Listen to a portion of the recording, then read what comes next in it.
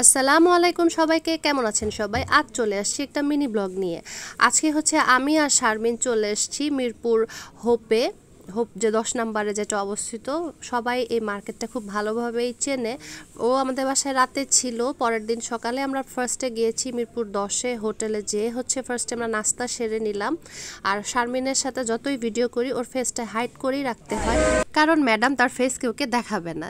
যাই হোক, আমরা হচ্ছে এরপরে আইসক্রিম খেয়ে নিলাম, এটা হলো শারমিনের ট্রিট ছিল। এরপর আমরা ব্যাগের দোকানে চলে গেলাম। এখানে যে আপনারা ব্যাগগুলো দেখতে পাচ্ছেন এগুলো সবগুলোই 500 টাকা করেছিল। এখান থেকে আমি পরে ব্যাগ নিয়েছিলামও। আর এখানে হচ্ছে আইডিয়াল কলেজ আছে, এটা সামনে এই ভেলপুরি ফুচকা এগুলা বিক্রি করে, এটা আমরা খেয়েছিলাম পরে। আর এখানে দেখেন চুড়ি থেকে নিয়ে শুরু করে কাপড় চোপড় বলেন আর খাবার দাবার বলেন অনেক কিছুই একসাথে পাওয়া যায়। আর শারমিন তো বেশ হচ্ছে ভোজন রসিক মানুষ, সে যেখানেই যায় কিছু না কিছু কিনবে, নিজেও খাবে আমাকেও দিবে।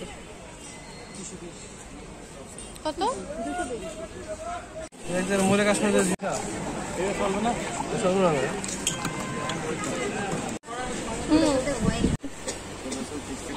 প্রাইসটা কত? প্রাইস কত করে? এই কোর্সটার দাম ছিল হচ্ছে 1100 টাকা। আমার কাছে বেশ ভালো লেগেছিল, কিন্তু নেওয়া হয়নি কারণ আমরা গিয়েছিলাম মূলত একটু ঘোরার জন্যই।